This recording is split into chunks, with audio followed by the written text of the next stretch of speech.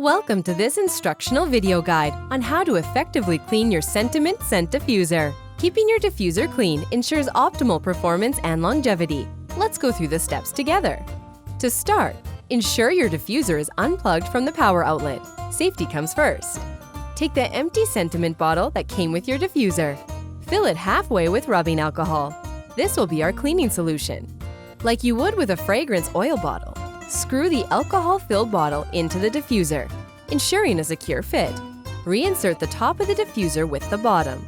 Ensure that you tighten the diffuser head back into place by rotating it clockwise.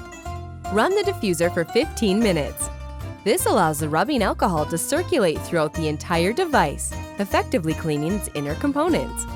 After the 15-minute cleaning cycle, unplug the device from the wall outlet. Now, take a damp cloth and gently wipe the diffuser's surfaces.